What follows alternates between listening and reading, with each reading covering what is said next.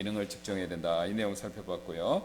제재도에 대해서 우리가 잘 알고 이것을 기준으로 또한 평가해야 된다. 그 다음에 얼마나 교회에서 성도분들 간에 이 가족처럼, 가족이 아닙니다, 가족처럼 기능해야 되는가, 이 내용을 살펴봤었죠. 오늘은 이제 그럼 교리에 있어서 우리가 무엇을 알아야만 성경적으로 건전한 교회로서 우리가 잘 평가될 수 있는가, 이제 이거죠. 자, 그래서 원칙을 한번 보겠습니다. 교회를 평가할 때 우리는 믿는 자들, 신자들이 주 예수 그리스도가 실제로 누구이신지에 대해서 얼마나 참된 이해를 가지고 있는지를 살펴보아야 합니다. 우리 교회 성도들은 예수 그리스도의 신성, 즉 그분과 아버지가 하나라는 것을 어느 정도까지 이해하고 믿습니까? 지금 결국은 이제 굉장히 중요한 내용이죠. 우리가 이제 많은 분들이 목사님 저한테 여쭤보세요. 우리 신앙생활을 한마디로 한 문장으로 요약하면 어떻게 얘기해 주실 수 있나요? 그렇게 이제 질문하는 경우가 왕왕 있는데, 그럴 때면 제가 이렇게 설명을 드립니다. 예수님 안 믿는 사람 예수님 믿고, 예수님 믿는 사람은 예수님처럼 변화되는 것이 우리의 신앙에 있어서 핵심 원리다. 그렇죠? 안 믿는 분은 믿고 구원받으셔야 되고, 믿고 구원받으신 분들은 그 다음부터 내 마음대로 사는 게 아닙니다. 내 마음대로 사는 것이 아니라 누구를요? 우리를 구원해준 예수님을 본받아서 따르는 삶. 이게 이제 제일 중요한 원리죠. 이게 왜 중요하냐, 이제 그 내용을 한번 살펴보겠습니다. 이 질문에 답하기 위해서 우리는 바울이 로마에 처음 수감되었을 때 쓴 세 편지, 즉 에베소, 골로새서, 빌립보서, 이거를 잘 살펴볼 필요가 있는데요. 왜 그러냐면 이 편지들은 약 12년간의 바울의 사역 이후에 쓴 겁니다. 그러니까 사도 바울이 세 번에 걸쳐서 선교 여행을 떠나죠. 대략 이제 12년 정도로 추정이 되는데, 12년간 세 번에 걸쳐서 선교 여행을 통해서 최소한 11개에서 12개 이상의 교회를 세운 걸로 이제 성경이 간접적으로 얘기를 합니다. 그러면 바울이 최소한 그 정도 교회를 개척했는데, 교회를 개척하고 그 다음에 성도들을 목양하고 또 여러 가지 면에서 보살필 때 이걸 쭉 보니까 이게 성도들이 일정한 문제의 패턴들이 발견된다라는 겁니다. 그리고 게다가 그 당시에는 기독교 기자도 몰랐죠. 그러니까 바울이 처음으로 전한 거지 않습니까? 그 전에는 기독교가 없었잖아요. 유대교는 있어도 기독교는 없었던 거예요. 우리처럼 가는 곳곳마다 십자가 있고 이런 게 없었던 겁니다. 기독교라는 것은 굉장히 낯설고 생소한 종교였어요. 종교적으로 보면. 그러니까 이 세상에서 기독교에 대해서 아는 사람이 없었다는 거죠. 유대인들, 소수의 유대인 빼놓고는. 그런데 이제 기독교라는 것을 전하고 가장 먼저 유대인이 믿고 그 다음에 이방인들이 따라 믿기 시작했는데, 자, 그들의 삶을 가만히 보니까 과거의 삶과 바뀌지 않은 모습이 너무나 많았다는 겁니다. 유대인들은 과거 유대인처럼 사는 거고, 이방인들은 과거에 구원받지 못했던 하나님이 싫어하시는 삶의 모습, 이방인들의 모습처럼 사는 겁니다. 그러니까 이제 바울이 그것을 보고 어떻게 하면 이 사람들을 신앙생활을 잘하고 성숙된 그리스도인으로서, 그 다음에 우리가 지금 살펴보고 있는 성경적으로 건전한 교회를 세울 수 있을까, 그 기준이 무엇일까, 이것을 면면히 살피고 연구를 했겠죠, 당연히. 자, 그래서 그 바울의 12년 사역에서 이렇게 하는 것이 그리스도를 제일 잘 따르고 이런 교회가 가장 성경적인 교회다라는 것을 정리해서 쓴 세 편지가 뭐냐면 에베소서, 골로새서, 빌립보서입니다. 이게 이제 감옥서신이라고 그러는데, 그러니까 사도 바울이 감옥에 로마에서 갇혔다가 한 번 풀려나고 그 다음에 두 번째 갇히고 나서 보통 이제 그 뒤에 네로에서 순교당한 걸로, 처형당한 걸로 이렇게 생각합니다. 그러니까 이제 바울이 자신의 사역의 말년에 신앙을 정리해서 쓴 게 이게 이제 뭐냐면 옥중서신 또는 이제 감옥서신이라고 부르는 거죠. 그래서 이 세 가지 서신 안에 그리스도인, 성숙한 그리스도인, 또 성경적으로 건전한 교회에 대한 기준, 원리, 원칙들을 아주 풍성하게 얘기했죠. 그래서 바울이 이제 이 편지를 쓰면서 강조한 게 있습니다. 뭐냐면요, 그리스도를 닮는 게 제일 중요하다. 이걸 굉장히 많이 강조했다라는 거죠. 그래서 가장 먼저 우리가 여기 보시면 에베소서 먼저 보면요, 에베소서 처음 3장 1, 2, 3장에서 우리가 그리스도 안에서 놀라운 부르심을 받았다, 바울이 이렇게 설명하고, 그 다음에 그 부르심에 합당한 삶을 살아야 된다. 이렇게 얘기죠. 한번 가서 보겠습니다. 우리 한번 성경 가지고 계시죠? 에베소서 4장 1절 한번 펴주시면 감사하겠습니다. 에베소 성도들에게 이렇게 얘기를 하죠. 그러므로 주의 갇힌 자 된 내가 너에게 간청하노니, 여기에 갇힌 자 됐다라는 게 뭐냐면 감옥에 있다 이 뜻입니다. 영적으로도 이제 주님 앞에 사로잡혔다 그 뜻도 있지만요. 지금은 이제 주님 때문에 이제 감옥에 있게 됐다 이 뜻이죠.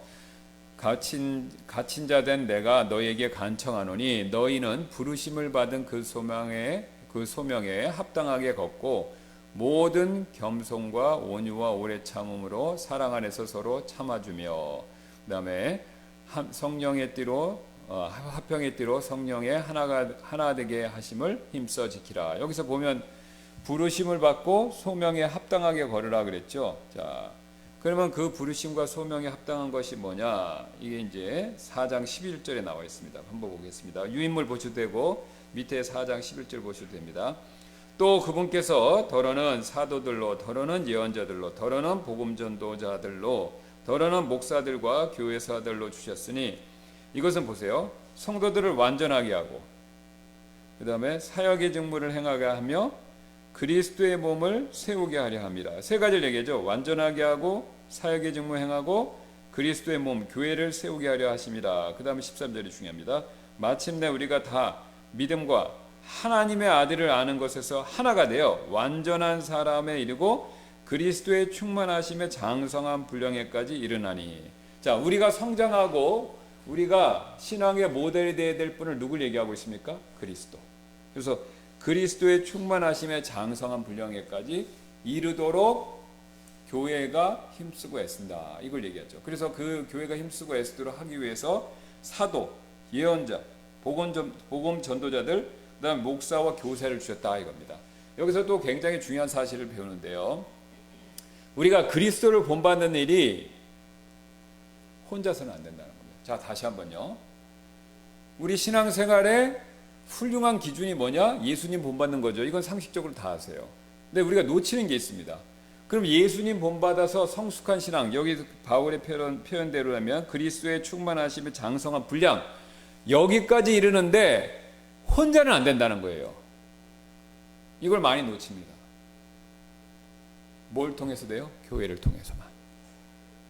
그러니까 혼자는 안 돼요. 아주 쉬운 예로 무디 우리 목사님이 했던 예화인데 많은 분들이 이용하시죠. 모닥불 보세요. 그 각각의 나뭇가지, 그 모닥불에 불을 태우는 그 나뭇가지를 각각을 떼어놓으면요 불이 약하대요. 그렇죠? 그리고 나중에 꺼집니다. 근데 신기하게도 10개면 10개인데 그걸 모아놓고 피우면요 불이 커져요. 각각의 하나의 불보다 10개를 모아놓으면 1 플러스 1 플러스 1 플러스 10이 돼서 멈추는 게 아니라 10 이상이 된다는 겁니다. 20, 30이 되죠. 그러니까 혼자서는 안 된다라는 사실을 명확하게 보여주는 겁니다. 그래서 사탄이 이걸 잘 알아서, 여러분 이상하죠? 우리가 낙담하거나 시험에 빠지면요 교회를 나오고 싶은 마음이 없어져요. 이상합니다. 낙담과 시험에 빠져도 교회는 나올 수 있잖아요. 그죠? 네. 근데 교회를 나오고 싶은 마음이 별로 안 들어요. 왜 그럴까요? 교회를 가면 낙담이나 시험이 오더라도 일어날 수가 있어요. 왜요? 내가 못 일어나면 다른 사람이 일으켜주니까. 내가 쓰러지면 다른 사람이 격려해주니까. 내가 기도 못하면 다른 사람들이 기도해주니까. 그러니까 우리 전도서에 한 사람보단 두 사람이 낫다 그랬잖아요. 그러니까 하나님이 항상 우리를 복수로 관계를 맺고 모든 걸 하길 원하십니다. 그럼 왜 그러냐? 지난 시간에 계속해서 살펴보았던 것처럼 하나님은 삼위일체로 존재하세요. 삼위로 존재하시는 분이시죠. 물론 삼위 하나님은 하나이시지만 각각의 삼위, 아버지 하나님, 아들 하나님, 성령 하나님은 존재하시기 때문에 하나님께서는요 함께 하시기 때문에 그 원리로 사람도 함께 하도록 만드신 거예요. 그러니까 가정도 함께 하도록 만드셨죠. 그렇죠? 예. 그 다음에 교회도 함께 하도록 만드신 겁니다. 심지어는 세상도 함께 하도록. 누누이 말씀드리지만 금은보석, 그렇죠? 무슨 고급 자동차, 호화 대저택, 100만 불짜리 그런 거를 무인도에 지어주고 온갖 금은 뭐 달러나 한국 돈 금고에 가득가득 채워줘도 혼자 살면 소용없습니다. 그렇죠? 그 큰 저택에 금고에 금은 보석 가득하고 돈 가득하고 심지어는 벽지를 돈으로 썼다 하더라도 행복할까요? 절대 행복하지 않습니다. 인간은 돈으로, 호화로운 주택으로, 아니면 뭐 고급진 음식을 먹는 걸로 채워주지 못하는 부분이 있습니다. 이게 다른 사람과의 관계가 중요한 겁니다. 그러니까 이 다른 사람과의 관계를 통해서 인간은 인간다워질 수 있고, 또 다른 사람과의 관계를 통해서 사람은 만족을 느낀다는 겁니다. 그러니까 이 사실을 하나님이 우리에게 계속 말씀해 주시는 겁니다. 왜요? 우리는 그렇게 만들어졌기 때문에 그래요. 어쩔 수가 없는 겁니다. 이걸 부인하면요, 자기가 점점 불행해집니다. 그래서 다른 사람 관계 다 끊고 여러분 수도자처럼 은둔 생활한다고 생각해 보세요. 그분을 보면 잘한다 이 생각이 안 들죠. 정상이다 이런 생각도 안 들어요. 그리고 혼자 그렇게 오래 살면 좀 이상해져요, 사람이. 왜 그렇죠? 하나님이 우리는 혼자 살라고 만들어준 존재가 아니기 때문에 그렇다는 겁니다.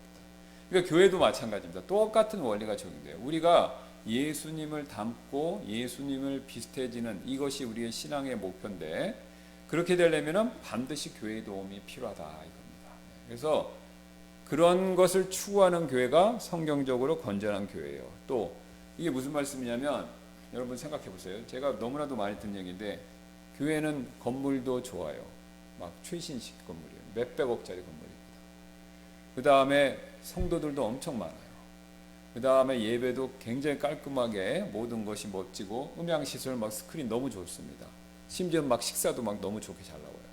여러분, 그런데 그렇게 겉으로 훌륭하고 멋지고 나이스한 교회라고 하더라도 그 안에서 성도 간의 신앙생활, 교제생활이 잘 안 되면요, 신앙생활이 굉장히 메마르다 그렇게 느낍니다. 그렇죠? 그러니까 대형 교회에서는 그걸 막기 위해 소그룹 목장이다 이런 거 만들어서 교제하게끔 막 일부러 하시잖아요. 그러니까 그건 무엇을 보여주냐면, 교회에 아무리 시설 좋은데 나오고 큰 교회 나오고 그 다음에 예배 잘 드렸다 하더라도 성도 간의 교제가 원활하지 않으면요, 굉장히 한계와 부족함과 빈곤을 느낀다 이 뜻이죠. 그러니까 성경적으로 건전한 교회가 되려면 우리가 서로 돕고 서로 하나가 되면서 예수님을 닮도록 우리가 굉장히 서로에게 좋은 영향을 미쳐야 된다 이겁니다. 그러니까 교회 나와도 그런 영향을 서로 못 끼치면 건전한 교회라고 얘기하기가 어렵습니다. 그러니까 바울이 지금 얘기하지 않습니까? 완전한 사람에 이르고 그리스도의 충만하심에 장성한 분량에 이르기까지, 그게 목표로서 그리스도의 몸을 세우는 것이다. 분명히 얘기하죠. 자, 그래서 하나님께서 이제 그렇게 그 성숙한 과정을 이끄시는데, 그러다 보면요, 교회 안에 이 성숙의 단계가 다 틀립니다. 그렇죠? 이미 상당히 성숙한 분들이 있고, 그게 이제 교회에서 뭡니까? 리더들이죠. 저 같은 목회자, 선교사님, 아니면 이제 집사님들 이렇게 되는 거죠. 그러니까 이제 그렇게 이미 어느 정도 성숙한 사람이 있고, 각 구원받은 사람이 있고, 나머지는 중간이겠죠. 계속해서 성숙해지는 과정이 있겠죠. 그러니까 그 성숙해지는 과정에 있어서 하나가 돼야 된다 이겁니다. 여러분, 자녀들 기를 때 똑같은, 우리 교회도 한 가정이 있잖아요. 막 애들이 이제 너무 많은데, 예. 근데 이제 약간 제가 비유로 들은 예하고는 조금 차이가 있습니다. 이게 이제 옛날 어르신들 생각하면 돼요. 막 10명 이상씩 나오면, 근데 텀이 옛날엔 많아요. 그렇죠? 제일 첫째하고 막내하고 10살 이상, 15살 이상 차이 납니다. 그러면 보세요. 제일 큰 형은 벌써 고등학교 되면 막내는 이제 3살, 4살이에요. 그러면 뭐 한 15살 이상씩 막 차이 나지 않습니까? 10살, 15살. 그러면 그 식구들이 그 가정 안에서 제일 큰 형부터 막내 막 이제 기니는 애까지 다양한 나이층의 아이들이 있어요. 그러니까 성숙도가 다 틀리는 겁니다. 근데 그 성숙도를 훌륭한 부모님이라면 그것을 다 품어서 아이들이 결국은 전부 잘 자라서 어른이 될 때까지 도와주는 게 목적이잖아요. 그렇죠? 그러니까 그랑 똑같습니다. 우리 교회 안에 다양한 영적 성장 단계에 있는 분들이 있는데, 그분들을 전부 합쳐서 같이 서로가 잘 자랄 수 있도록 이 역할이 제일 중요하다 이겁니다. 집에 있는데 형이 동생한테 관심이 없어요. 뭘 먹는지, 뭐 우유를 먹는지 자는지. 그러면 동생이, 갓난이 동생이 어떻게 되겠습니까? 잘 자랄까요? 못 자랄까요? 잘 못 자라죠. 잘 못 자라죠. 그러니까 형이, 누나가 동생들을 보는 게 맞는 거죠. 그래야 밑에 있는 동생들도 잘 크는 거죠. 조금 크고 이제 걸어 다니고 그래요. 근데 그 애들이 이제 걸어 다니고 그러면 뭐 만지거나 놀다가 다치잖아요. 그러니까 그 형이, 아이들이 사고 치나 안 치나, 다치나 안 다치나, 그것도 잘 살펴야 되잖아요. 그 다치면 또 어려움이 있지 않습니까? 그러니까 이제 위에 있는 형이 잘 살피듯이 교회에서도 마찬가지입니다. 우리가 믿음이 먼저 성숙한 분들이 지금 막 신앙이 자라고 있는 분들을 잘 살펴야 된다, 이거죠. 예. 그래서 하나님께서 이런 원리로 교회가 성장하도록 정하신 거예요. 그래서 이제 로마서 8장 29절 보겠습니다. 이는 그분께서 미리 아신 자들을 또한 예정하셔서, 보세요, 자신의 아들의 형상과 같은 모습이 되게 하셨기 때문이니 이것은 그분이 많은 형제들 중에서 맏아들이 되게 하려 하심이니라. 우리가 미리 아신 자들을 예정하셨다고 그랬죠. 이게 이제 칼비니즘의 예정론에서 오용되는 건데, 어쨌든 하나님이 예정하신 건 맞아요. 예. 운명론적으로 우리가 하나님이 구원을 정하셨다 이렇게 믿진 않지만 성경에는 미리 아신 자들 예정했다라는 거는 분명히 나옵니다. 예. 그러니까 이제 하나님이 우리가 믿을 사람이란 걸 알고 예정하셨다. 우리는 그렇게 믿죠. 자, 그래서 하나님께서 믿을 자들을 미리 알고 이제 이렇게 구원받도록 정해 주셨는데, 그 구원받은 결과가 뭐냐면요, 자신의 아들의 형상과 같은 모습이 된다 이겁니다. 그러니까 그리스도의 형상을 닮아가는 게 그게 목적이다 이거죠. 예. 자, 이게서 우리가 그리스도의 모습을 담는 것이 굉장히 하나님의 뜻과 계획이다, 이것을 얘기하고 있죠. 그럼 왜 그리스도의 형상과 모습을 담는 게 하나님의 그 기본 계획이냐면요, 아주 간단합니다. 여러분이 천국에 가면요, 아니면 그 전에 부활하지 않습니까? 지금 예수님 오시면 부활하거나 아니면 천국에 가죠. 그러면 부활하든지 천국에 가든 우리는 변화돼요. 자, 다시 한번. 부활을 하면, 이 순간에 부활하면 우리가 육체적으로 일단 먼저 변화가 있죠.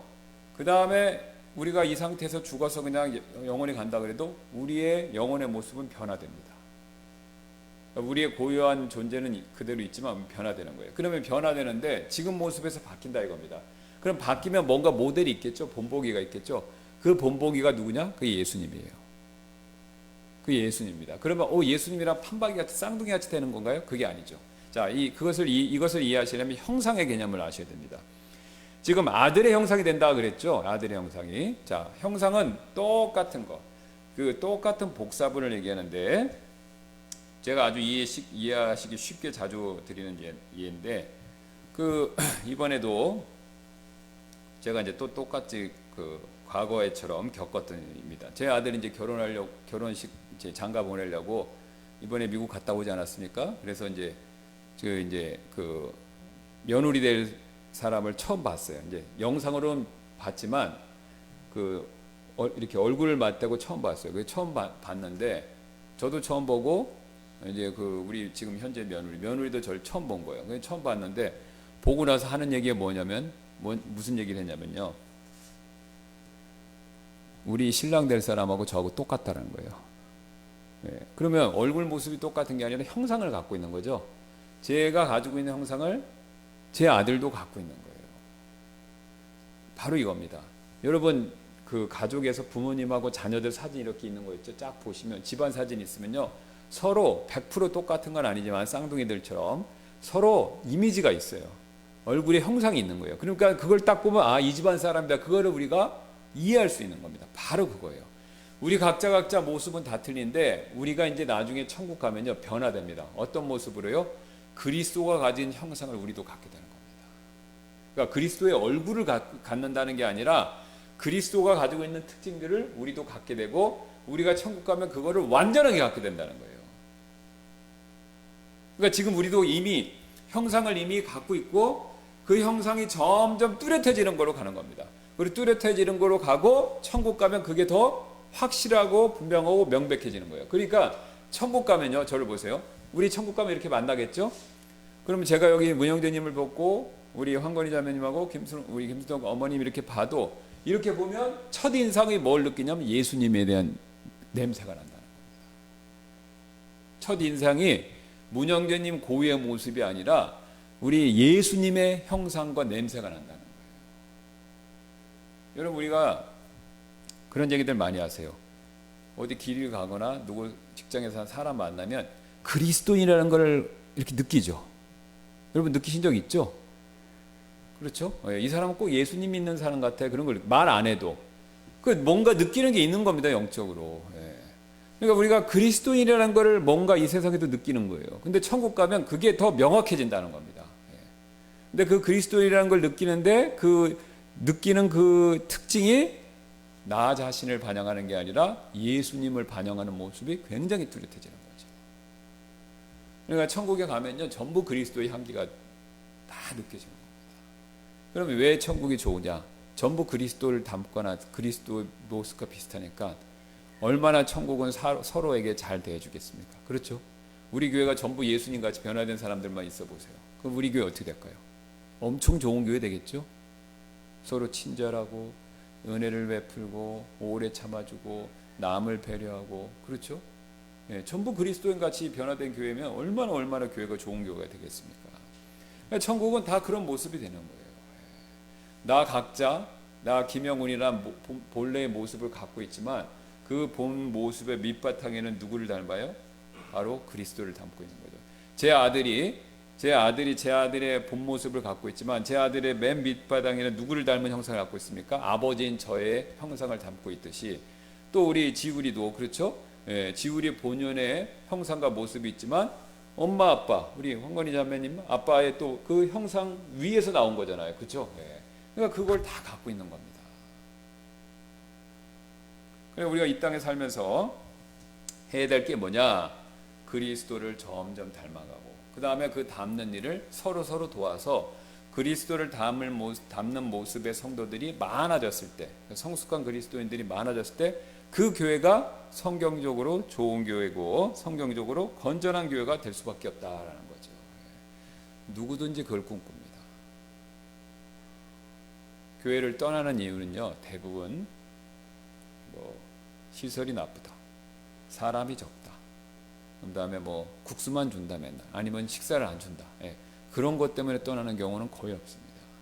다 뭐냐면요, 관계예요. 목사님하고 관계, 성도분들과의 관계. 근데 그 관계에서 뭐 때문에 떠나냐면 그리스도인답지 못한 모습 때문에 실망해서 떠납니다. 그렇죠? 제가 그리스도인답지 못한 모습을 보이거나 그런 행동을 하면 여러분들 실망하시잖아요. 우리 목사님은 예수님을 전하지만 행동은, 언행은 예수님 같지가 않아. 그럼 여러분 얼마나 실망하시겠어요? 또 성도분들 간에도 그리스도인이라고 하지만 예를 들어서 가장 대표적으로 서로 인사를 안 해. 굉장히 많이 실족하는 건데 서로 인사를 안 하는 거예요. 그러면 성경에서 인사 잘하라는 얘기가 굉장히 많습니다. 서로 문화라라 인사하라는 얘기가 굉장히 많아요. 이거 우리가 한국 사람이기 때문에 유교 문화에서 인사를 강조해서 그거 아닙니다. 성경에서 서로 문안하고 인사하라는 얘기가 굉장히 많아요. 인사 잘하는 게 우리가 교회 생활에서 굉장히 중요한 그 기본적인 원칙입니다. 실천사항이에요. 그래서 이 인사를 서로 잘하고, 그러니까 인사를 잘하는 거는 이렇게 해서 이거 하라는 게 아니라 환영해 주라는 거죠. 저 사람을 받아주고, 인사하는 방법은 이것도 있고 여러 가지가 있지 않습니까? 그러니까 특정 방법, 이거를 안 했다는 게 아니라 그 사람을 환영해주고 관심을 가져주는 걸 잘해야 된다 이거죠. 그래서 우리가 그런 것들이 실망스러우니까 그런 거죠. 그러니까 예수님 같으면은 항상 따뜻하게, 예수님은 세리와 창녀 친구라고 그러셨잖아요. 세리 창녀 저리가, 이렇게 그 바리새인들이나 그랬지, 예수님 이렇게 사람들 내쫓지는 않으셨죠. 다 항상 따뜻하게 받아주셨지 않습니까? 그러니까 우리도 똑같은 거예요. 우리도 서로가 서로를 받아주고 잘 환영해주고, 또 우리 교회에 새로 오게 되었을 때 관심 가져주는 거, 관심 가져주는 거, 이게 그리스도인으로서 굉장히 기본적이고 중요한 내용이다라는 겁니다. 하찮은 것 같이 보여드려도 우리가 그런 것들 때문에 실족한다 이거죠. 아니면은 아시는 것처럼 서로 정죄를 너무 잘한다든가, 그죠? 아니면은 뒤에서 험담을 너무 잘한다든가, 다 그런 내용이에요. 그러니까 우리가 그런 것들을 고칠 때 우리 교회가 조금 더 성경적인 교회로 간다. 그러니까 정확히 얘기해서 건전한 교회로 간다 이거죠. 하나님은 그 방법을 원하십니다. 그러니까 그 밑에 여기 써 있는 내용들을 쭉 한번 보세요. 다 바울이 그쪽을 향해서 가고 있다 이렇게 얘기하고 있죠. 그래서 보시면 아래의 구절들은 전부 다 뒷장입니다. 우리가 그리스도처럼 될 것임을 강조하고 있습니다. 그래서 바울은 우리의 생명이신 그리스도께서 나타나실 때 그때 너희도 그분과 함께 영광 안에 나타나리라. 그렇죠? 너희도 그분과 함께 영광 안에서 나타난다 그러죠. 그러면 우리가 예수님처럼 복제인간처럼 뭐 이렇게 똑같은 모습이 된다 그게 아니라 그리스도의 형상이 뚜렷해진다 이겁니다. 그러니까 그리스도의 모습이 확 나타난다 이거죠. 그 다음에 거기 보세요. 또 다른 말로 요약하면 요한이 말했듯이 우리는 그분께서 나타나실 때 우리가 그분과 같이 갖게 될 것을 아노니 이렇게 얘기하죠. 사랑하는 자들아 이제 우리가 하나님의 아들들이니 우리가 앞으로 어떻게 될지는 아직 나타나지 아니하였으나 그분께서 나타나실 때 우리가 그분과 같게 될 것을 아노니 이는 우리가 그분을 그분이 계신 그대로 볼 것이기 때문이라. 지금 우리가 이제 이 밑에도 보세요. 그 순간에 우리는 눈 깜짝할 사이에 순식간에 변화되리니 이렇게 얘기하죠. 그럼 우리는 몸의 부활만 주로 생각하세요. 몸이 바뀌어서 예수님처럼 영광스러운 몸이 될 거다. 맞습니다. 그것만 하는데 이 성경을 유심히 보시면요. 몸의 변화만 얘기하는 게 아니라 우리 안에 내적인 변화도 얘기하는 거예요. 아까 제가 형상 얘기 말씀드렸듯이 우리 안에 있는 내적인 변화도 그리스도를 더 닮고 이제 우리가 바뀔 수 있는 최대치로 바뀐다 이거죠. 그래서 완전함은 이미 왔고 불완전은 사라지게 될 것이다. 이걸 얘기하죠. 그러나 완전한 것이 오면 그때는 부분적인 것은 없어지라. 그러니까 우리가 지금 우리 안에 그리스도를 닮은 부분이 있고 아직도 내 안에 옛사람의 모습이 있죠. 그러면 그리스도를 닮는 모습이 점점 내 안에서 이렇게 커지고 퍼져나가고 있는 겁니다. 그런데 이제 그 퍼지다가 예수님 오시거나 아니면 우리가 천국 가면요. 이게 완전히 내 마음을 차지하는 거죠. 그리스도를 닮는 게 완전히 내 마음 차지하면서 나는 이제 그리스도를 온전하게 증거하는 반영하는 그 모습이 되는 것이죠. 자, 그래서 우리는 더 이상 부분적으로 알지 않게 된다라는 것이죠. 오히려 우리는 완전하게 알게 된다. 누구를요? 그리스도를요. 그래서 그리스도를 볼 때 그 안에서 나의 모습을 보고 나의 모습을 볼 때 그 안에서 그리스도를 보는 겁니다. 그러니까 이제 성경에서 그거를 거울로 비유하시잖아요. 거울. 여러분 거울은 여기 거울 있지 않습니까? 이 거울이 좋은 옛날에는요 저렇게 수은으로 유리에다가 수은을 붙이는 기술이 없어서 어떻게 했냐면 그 놋 아시죠? 구리를 청동 같은 거를 막 이렇게 갈았습니다. 그래서 반짝반짝해지지 않습니까? 그러니까 반짝반짝해져서 그 면을 보고 있어요. 자, 그런데 최고로 좋은 청동 거울은요 이게 잘 갈려갖고 완전히 갈려서 깨끗합니다. 그러니까 그 거울은요 자기 거울 자신을 보여주는 게 아니라 거울에 비친 거울을 바라보는 그 사람을 보여주는 거죠. 그러면 이게 잘 안 갈린 거울은 어떻습니까? 반사되는 모습이 흐릿하잖아요. 그리고 흐릿하면서 뭘 보일까요? 이 안에 자기의 거울 자체 안 갈린 모습이 보이죠. 그렇죠? 여기 때 묻은 거 있으면 때, 얼룩진 거 얼룩진 거 덜 갈린 부분이 있으면 바로 이겁니다. 우리가 우리를 보여주면 안 돼요. 우리가 누구를 보여줘야 돼요? 그리스도를 보여줘야 되는 거죠. 근데 왜 안 보여줍니까? 이게 덜 갈린 거예요. 그러니까 이게 우리가 갈리는 과정이 필요한 거예요. 그래서 갈려서 이게 깨끗해져야 그리스도를 더 드러내는 겁니다. 근데 내가 안 갈리니까 어때요? 나만 보이는 거죠. 그러니까 하나님께서 그걸 아시기 때문에 우리가 갈리는 과정을, 그러니까 이게 연단이라고 그러시잖아요. 그러니까 갈리는 과정. 욥은 원래 많이 갈렸는데 더 갈렸죠. 고난을 통해서. 그러니까 완전히 갈려서 순금같이 됐죠. 여러분 순금도 깨끗하면요 반사를 해요. 그렇죠? 동만 하는 게 아니라. 그러니까 하나님이 우리를 깨끗하게 하시는 이유는요. 깨끗함 자체도 좋지만 우리가 깨끗해져야 그리스도를 드러낼 수 있기 때문에 그렇습니다. 자, 그래서 우리가 이 사실을 꼭 명심하셔서 우리가 이제 성경적 교회를 세우기 위해서는 어떻게 된다? 첫째, 그리스도를 담는 것이 목표가 돼야 되고, 그건 혼자 안 됩니다. 교회를 통해서 되는 거죠. 여러분, 그 가정에서 아이가 혼자 클 수 있어요?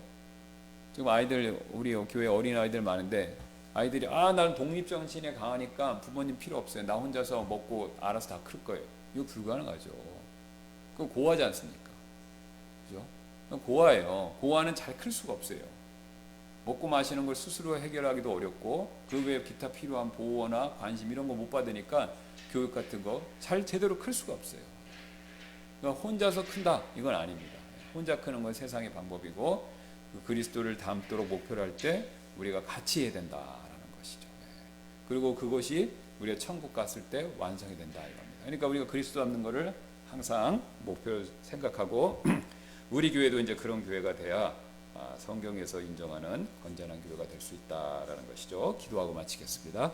감사합니다. 하나님께서 오늘도 우리에게 이 말씀을 통해서 성경적으로 건전한 교회가 무엇인지 우리가 잘 살펴볼 수 있게 해주셔서 감사를 드립니다. 이미 그리스도께서 우리 안에서 계시고 또 그분이 우리를 변화시켜 주고 계시고 이제 완전히 나중에 우리가 부활을 하던가 휴가를 받거나 아니면 천국에 갔을 때 우리의 완전한 변화가 완성될 것입니다. 주님, 우리가 그 목표를 향해서 계속해서 서로를 격려하며 또 교회가 서로에게 힘이 되고 또 위로가 되고 소망이 됨으로써 그 일을 우리가 잘 감당할 수 있도록 하나님께서 도와주시기를 원하며 이 시간 이후에 있을 예배 시간에도 그런 은혜가 넘쳐나도록 하나님께서 축복해 주시기를 원하며 감사드리며 모든 말씀 예수님의 존귀하신 이름으로 기도드렸습니다. 아멘.